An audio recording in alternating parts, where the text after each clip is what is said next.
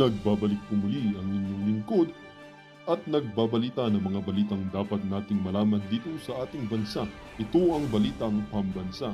Atin ngang matutunghayan sa channel na ito kung ano ang nangyayari sa loob ng ating gobyerno at syempre tumutulong na rin sa ating mga mamamayan na malaman ang katotohanan dahil mayroon tayong karapatan na malaman ang tunay na nangyayari sa ating bansa.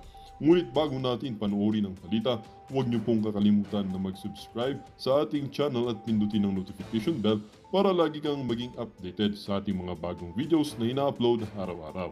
At sa ating mga solid viewers naman dyan ay maraming salamat naman po sa walang sawang pagsuporta. At syempre, huwag din pong kakalimutan mag-iwan ng like at i-share ang ating mga videos. At kung mayroon ka naman pang opinion, ang ating comment section ay bukas para sa inyong mga hinaing. Ito na nga mga kaibigan, ating panoorin ang buong video. Salamat po muli and God bless!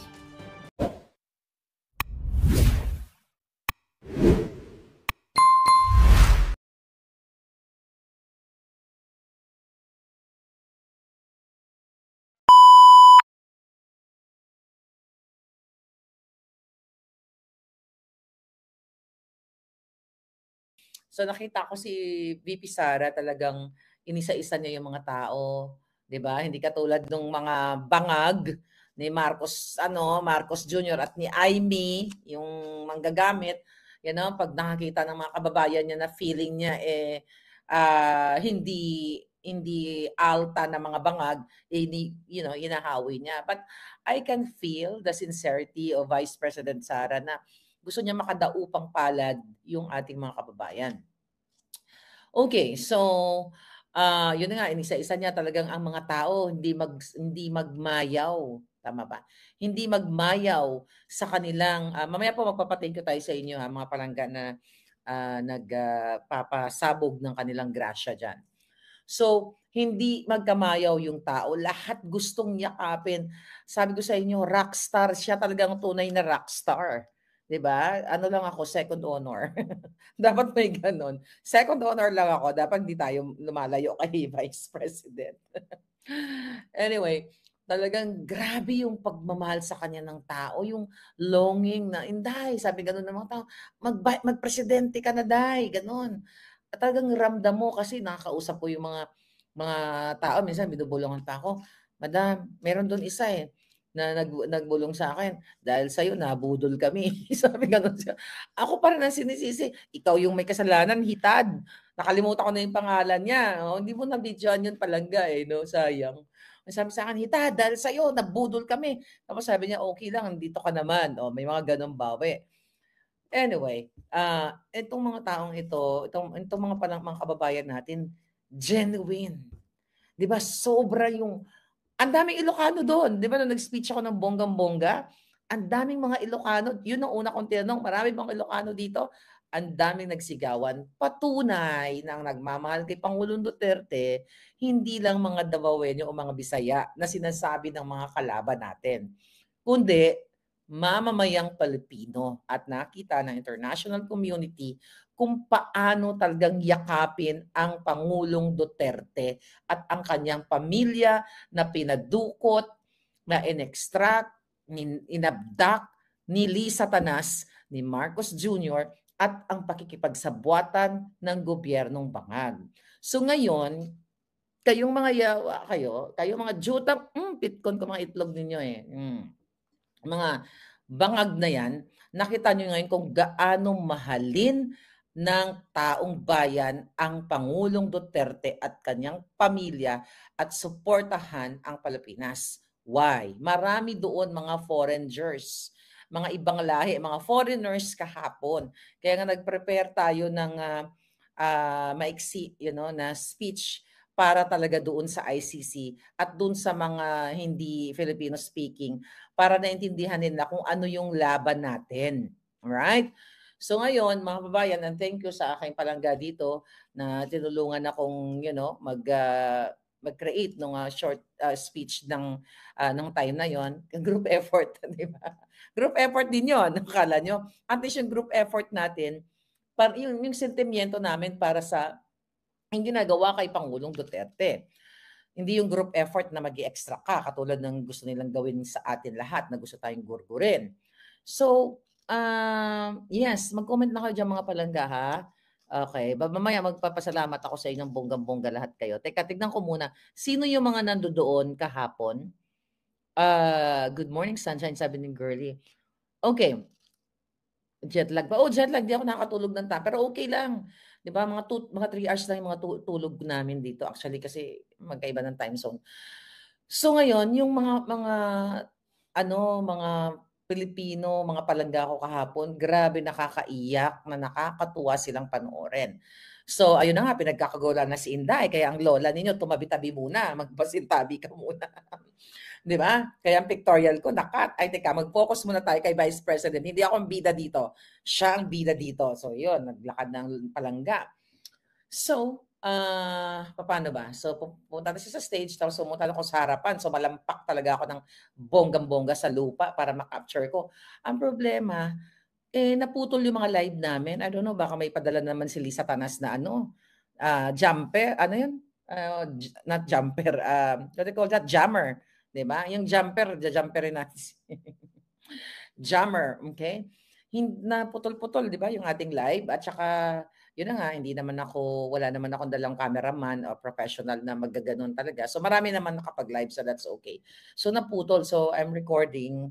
Nag-record pala ako pero kaka-post ko lang parang 48 years bago ma-upload. So marami akong mga videos nakuha pero 48 years pa siguro ninyo maghihintay. Alright, so ito na.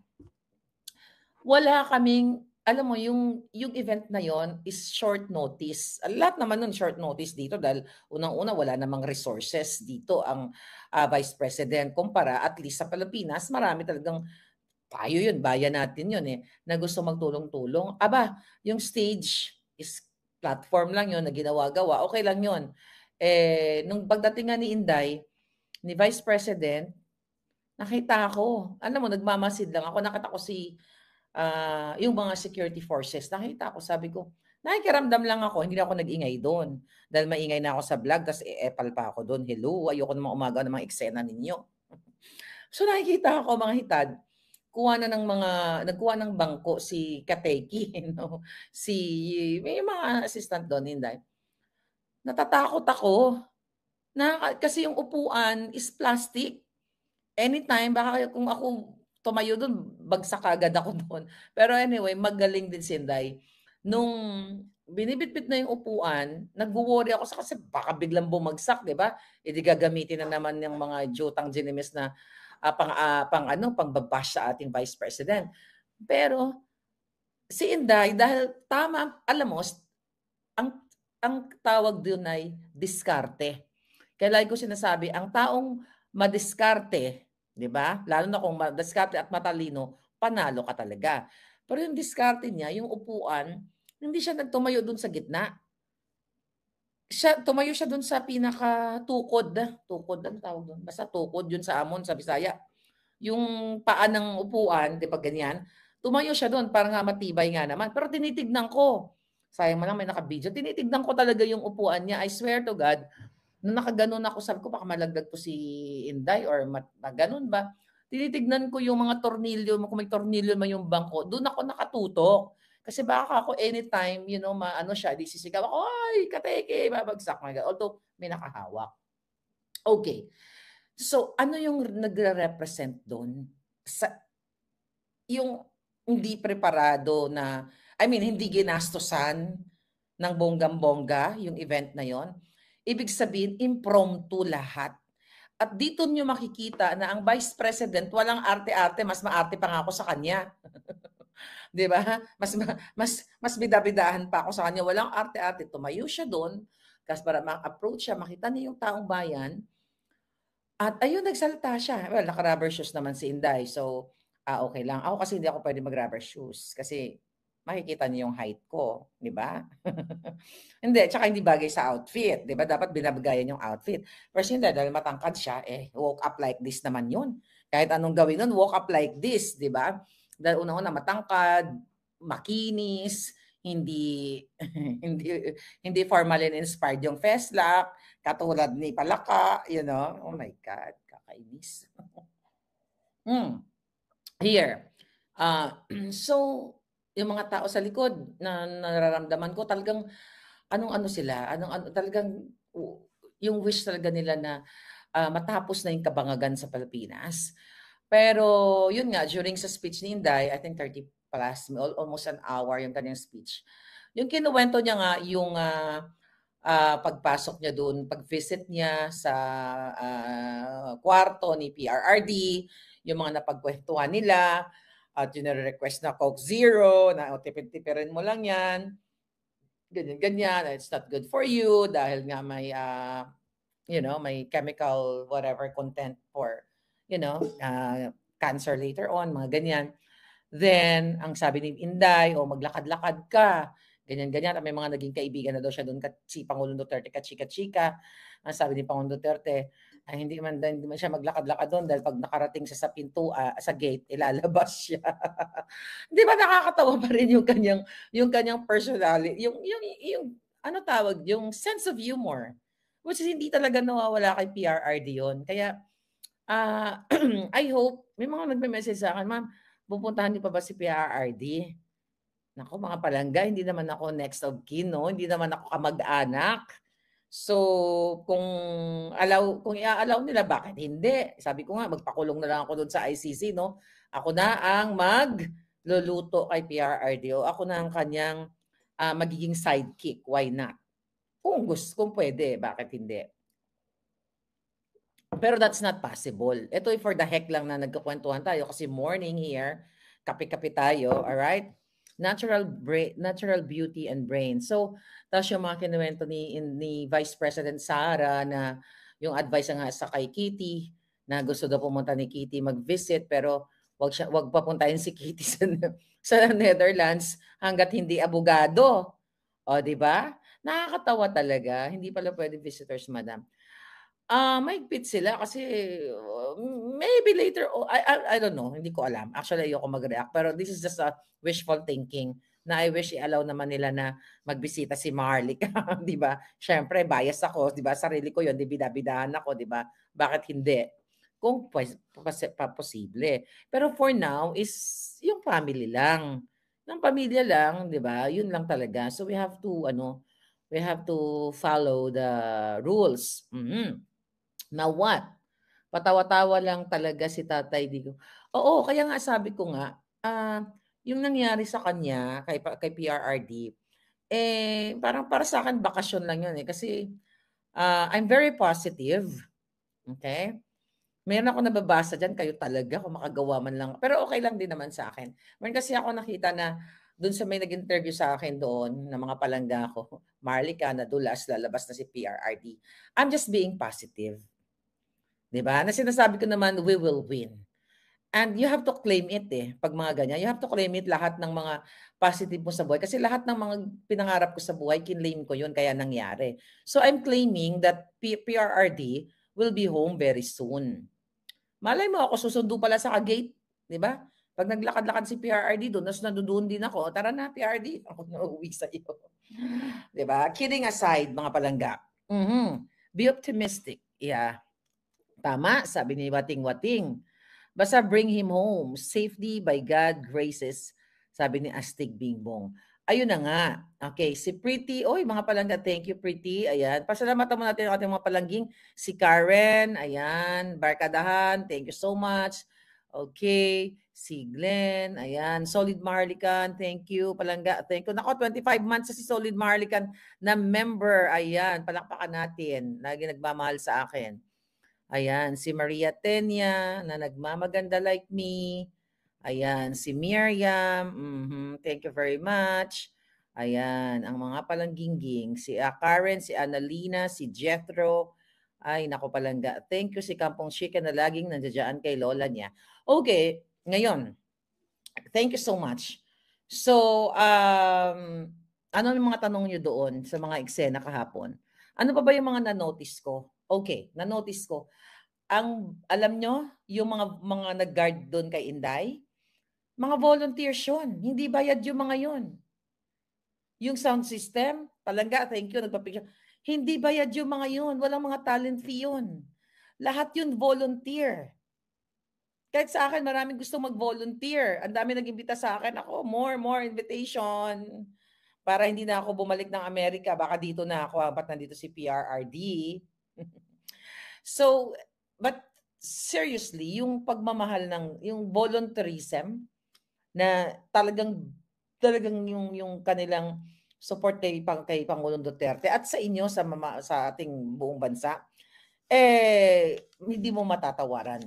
Wala yan si bangag. Kaya nga, sabi ni Baste, totoo yun. Mr. Marcos, ano sabi ni Baste dyan? You will never be loved by the Filipino people. But, this is my word. But the bangags like you. But the bangags, yun ang nagmamahal kay bangag. Kasi syempre, pare, tira tayo. Singo tayo. Mga ganon. Diba? So yun lang yung nagmamahal sa kanya. Pero yung Pilipino, hindi. Hindi siya, my God, sa Pilipinas pa nga lang, diba? Gaganon-ganon si Kuting. Ay, punta ng Cavite. Yung mga tao, nga, walang pakialam sa kanya. Alam mo kasi iniantay lang ng mga yon, ayuda.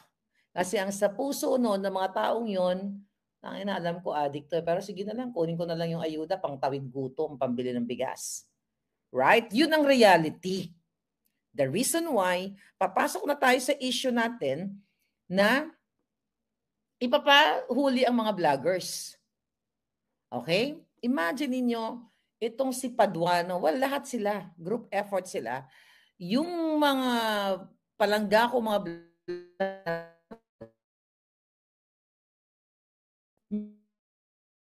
at nag-post o nag-criticize doon sa Tridorcom o sa Kongreso, ay, ba't nawala ako? Ba't pinitsura ko dyan? Para akong si Lisa. Ba't ganyan? Bakit nagbabuffer? I'm good. Okay. Anyway, imagine nyo mga kababayan, kailangan nyong gisingin ng inyong diwa kahit anong kulay ng inyong politika. Because this is not about politics. Dahil ako, di man ako politikong tao. Kasi kung politiko ako, hindi nyo ako nakikita dito nagdadakdak na laban sa mga bangag. Kasi ang karamihan, hindi naman lahat. Karamihan sa mga, hindi katulad ni Inday. Di ba? Kung yan ay politikong para lang sa pangangawat, hindi yan magsasalita laban sa mga bangag, sa mga ginagawa ng bangag. Magsasubmit na lang yan. At makikipagkunsyabahan na, sige, hindi naman ako magsasalita. Team na ito, project ko, bigyan mo ako ng confidential fund na ganito. Basta magkakampi tayo sa pagnanakaw. So, ang ibig ko sabihin, mga kababayan, talagang ang ginagawa nila, panggigipit ang ginagawa ng gobyerno na kapag ikaw ay nagsalita ka after, I think nandito, no? Tignan na exact word ng mga yawa. Mga nami pang anohon.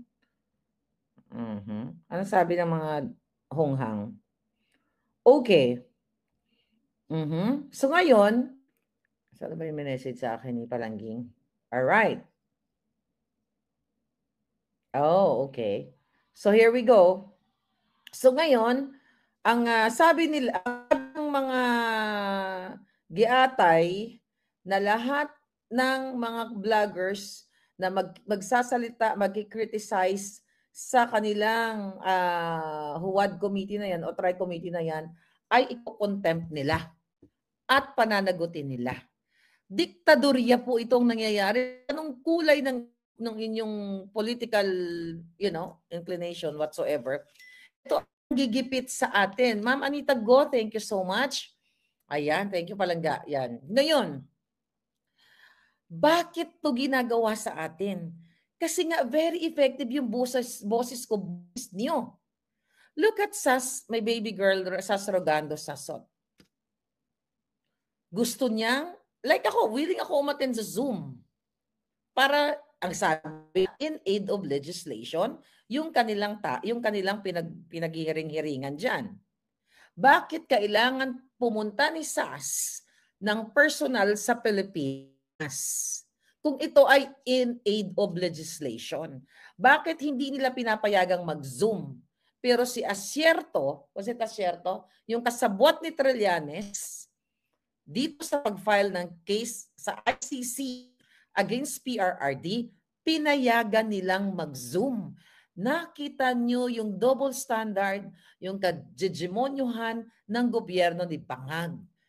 My God, yung mga kaparian, mga kapulisan, lahat po kayong mga Pilipino, sige maghihinahon ako. Bulag ba kayo? Na kapag pabor sa mga bangag, okay lang umattend sa Zoom hearing, I mean sa Zoom, at ididinggin yung mga akusasyon kay PRRD. Remember dong sinabi na, is it, ano pangalan nun? Inisip ko yung pangalan isang Joang na yon. But anyway, pagkasiraan ng Pangulong Duterte, o sirain, hindi kasiraan, kapag gustong sirain ng Pangulong Duterte, ang Vice President Sara, ang resource person, pwedeng umattend sa Zoom. Pero ang katulad ko, katulad ni Sas, kasi I'm willing na ang Zoom hearing. Pero hindi pinapayagan. Kasi the intention is not for or in aid of legislation. The intention is to gurgur us, takutin kami, tayong lahat, i-intimidate kami, patayin kami dyan pa lang sa Pilipinas. Even si Sas, hindi natin alam, baka tinamnan na yan ang mga warrant of arrest. Dahil katulad ko, di ba, binida ni Santiago ng NBI director na ako daw may warrant of arrest. Ngayon pa lang nila binida. Alam ko na po yan 2023 na may warrant of arrest ako sa Pilipinas na pinabricate ni Lisa Marcos Tanas ni Bangag Jr. o pulboronic government. Ito kasi naumasa sila na kapag ginawa nila to sa akin, titiklop yung bibig ko. Kaso hindi nila na-anticipate o hindi nila natansya ng isang maharlika na dating sumusuporta sa kanila ay hindi nagpasindak sa kanilang mga intimidation until sabi ko nga, hanggang sa huling hininga o huling patak ng alindog ko. Dito yung ginagawa ngayon sa inyo sa Pilipinas na tayo ay ipapahuli. Kaya naman huwag kayong tumigil sa ikot buong Pilipinas na mag-gather kayo, lalo na ngayon panahon sa birthday ni Pangulong Duterte, 28. Kailangan natin mag-ingay sa buong mundo. Mga kababayan, nanap ko lang yung message yung bago nilang ulat ng mga Jotang Ginimes. Alright, tignan natin. Okay. Alright, so ito. Ang sabi nito ng NBI, balita, hindi ligtas sa pananagutan ng mga Pilipino hindi ligtas sa pananagutan ang mga Pilipino sa ibang bansa na nagpapakalat ng fake news. Mga kababayan, ulitin natin, ang numerong unang nagpapakalat ng fake news ay ang pulboronic government. Tignan nyo yung senior ko dyan na galing kay Sas, na ang nagla-like kay Lisa Tanas, kay Marcos Jr. ay mga Vietnamese or mga taga-Africa or whatever, mga troll account.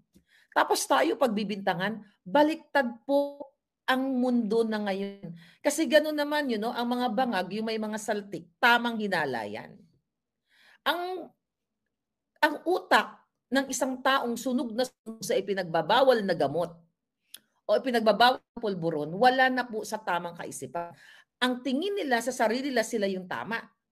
Lahat kayo dito na mga medical dito personnel o yung doctor na may idea sa psych di ba? Psych nursing. Ang mga juang, sorry po, yung mga biktima kasi well, I'm just referring sa mga pulboronic. Ayoko maka-offend dun sa mga biktima ng ng mga nagkaroon ng problem, mental challenge dahil sa kung ano man. Pero I'm just talking dito sa ang nakatulad ng mga bangag. Yang mga yan, you know that, ang tingin nila sa ating mga normal na tao, tayo yung may something. Right? Tayo yung may something. Pero sila yung juang. Ito ngayon ang ginagawa ng bangag na gobyerno.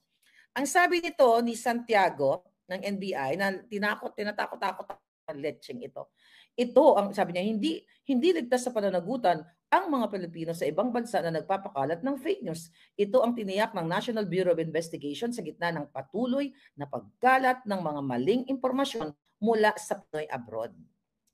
Imagine nyo, abala itong mga buwakan ng inang ito sa kahahanting sa Pilipino all over the world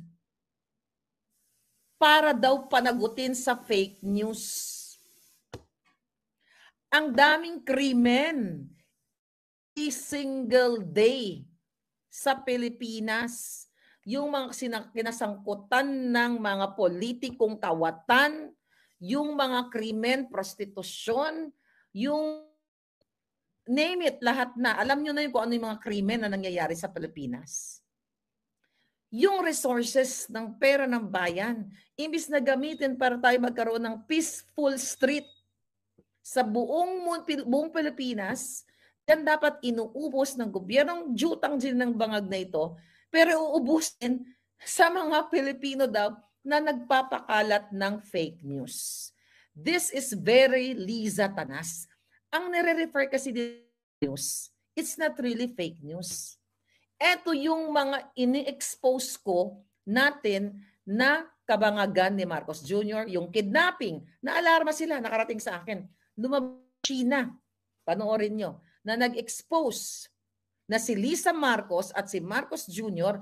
ang nag-facilitate ng kidnapping o illegal, ginawa nilang legal extraction like Pangulong Duterte dun sa dalawang minor age. Kaya nataranta ang mga buwakan ng ina dahil hindi na lang po kwento ni Maharlika ang narinig ninyo. Hindi na lang tong expose ni Maharlika, or audio ang naririnig ninyo.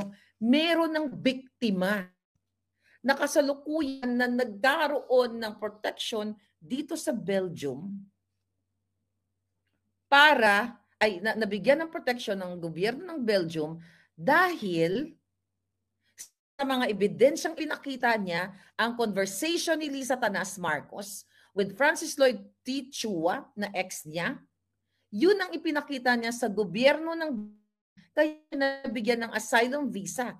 And yung ginawa ko rin dito sa the Netherlands, hindi pala ako gumawa, na ay ulitin ko ulit, na sabi ko kay Spokeshari Roque, Spokeshari, baka makatulong itong authenticated na forensic result from California dyan sa asylum seeking mo o asylum application mo. So, nandito na ngayon. Di ba pinakita ko sa inyo the other day, dala akong hard copy. So, ako yung nagsabi kay Spokeshari dahil ako naman ang nasa akin kasi yung original copy. So ngayon, mga kababayan, nasa gobyerno na po ng the Netherlands. Alright? Kasama yan sa pag-apply ni Harry. Kaya yung mga jutang din ang sabing iba-block nila yung application ni Spokeshari. Galingan nyo yung pagkatangan nyo, ha?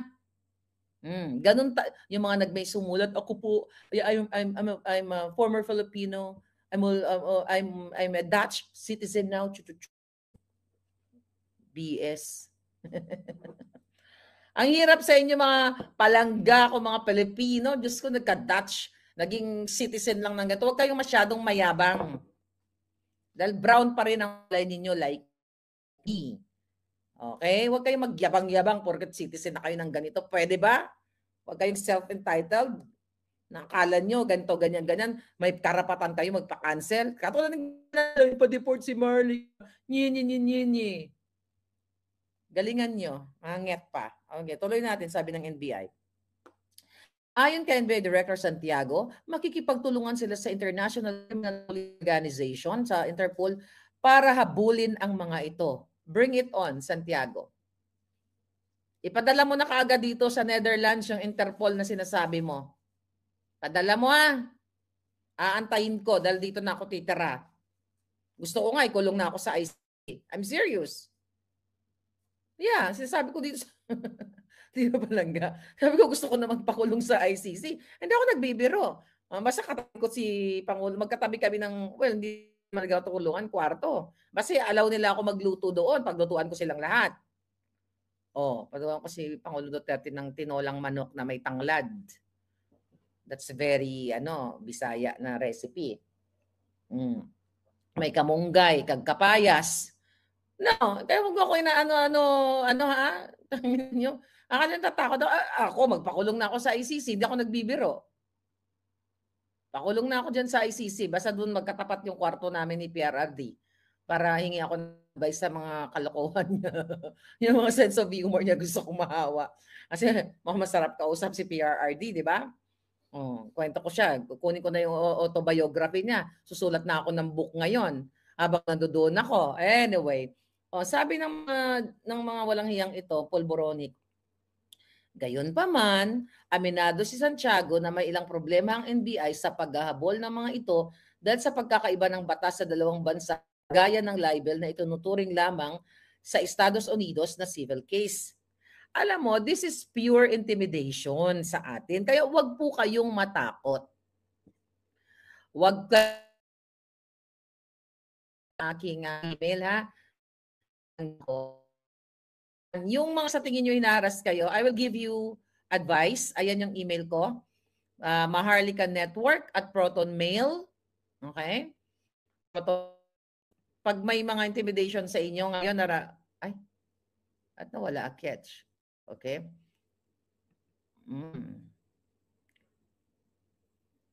Ayan. Andiyan pa ba ako? Ano nangyari? Maharlika, nagkadula-dula na si Inday Giatay. So, ngayon, mga kababayan, pag in-intimidate kayo, what the heck? Sorry. Nandiyan pa ba ako, Day? Nandiyan pa ako. Okay. So, pag in-intimidate kayo, yan yung email ko. maharlikanetwork@protonmail.com. Okay? Email niyo po ako dyan kasi bibigyan ko yung ng advice paano natin labanan ito. Huwag kayong matakot. Kasi eto to silence us. Sabi pa, alam pala niya like sa case ko, di ba? Yung case na 3 na lang, yung pinail nila sa akin. Kasi gusto talaga nila ako ipadukot sa Amerika.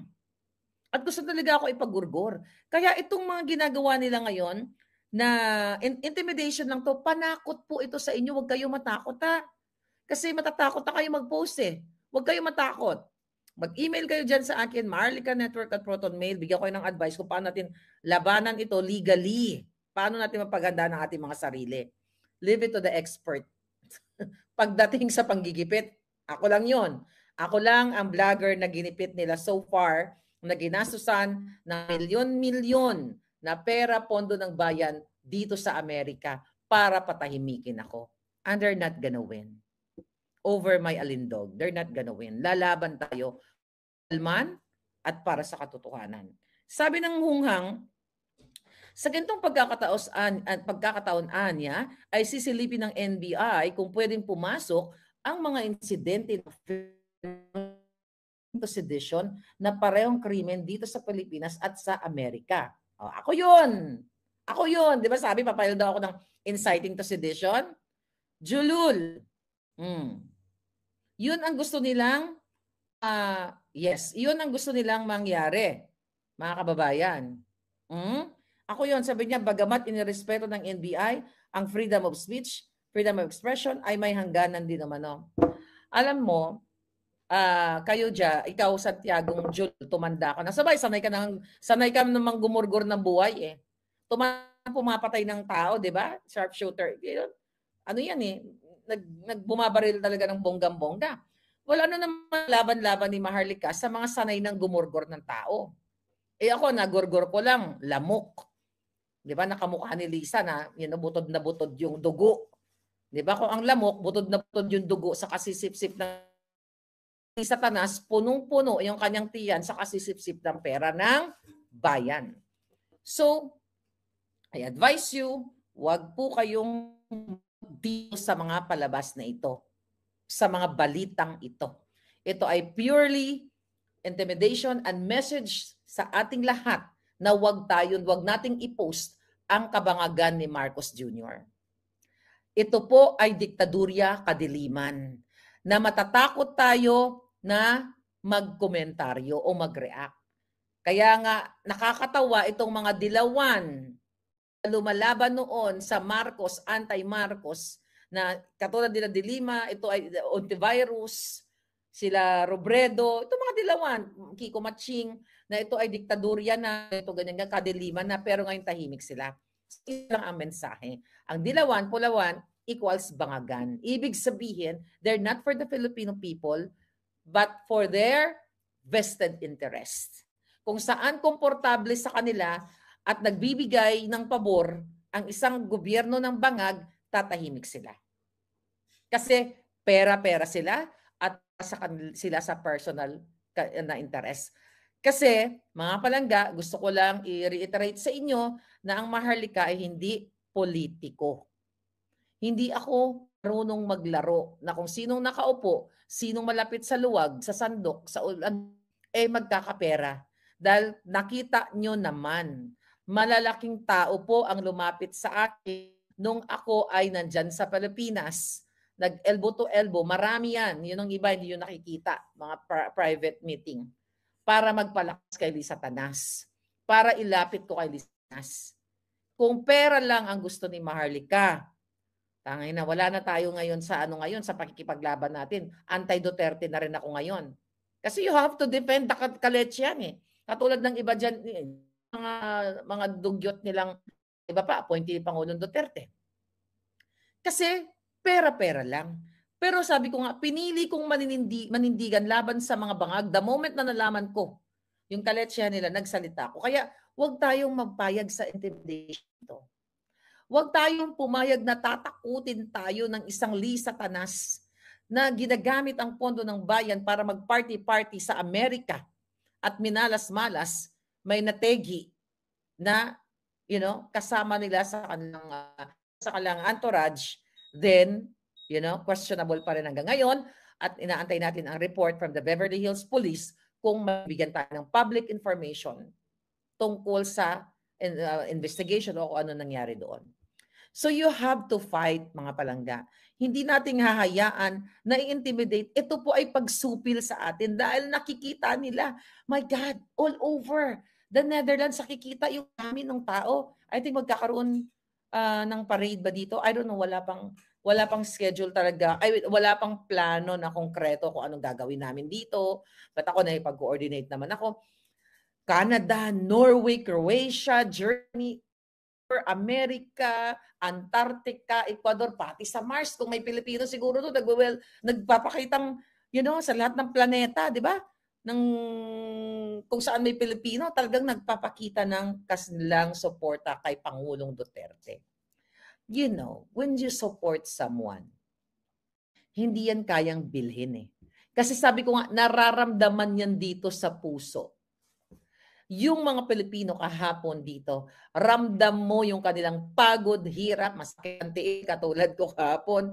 Di ba? Ang iba, nirarayuma. Anong sabi sa akin? Miss Maharlika, yung gano'n, may si tita. Masakit, nag-ikiang-kiang pa nga si tita. Sabi Ilongga, sabi niya, nag-kiang-kiang yung word niya. Nag-kiang ko, pero alam ko nandito ka, tsaka supportan ko si PRRD. Sabi pa nga, binulungan pa nga ako. Hindi ka pa pwedeng pumasok doon. Sabi yan ng ganun. At may CPRD, sabi ko. Tao talaga, sabi ko naman, tita, papasok ako doon. Hindi gusto mong ma-technical tayo ng bonggang-bongga. So, yung love ng tao talaga, iba.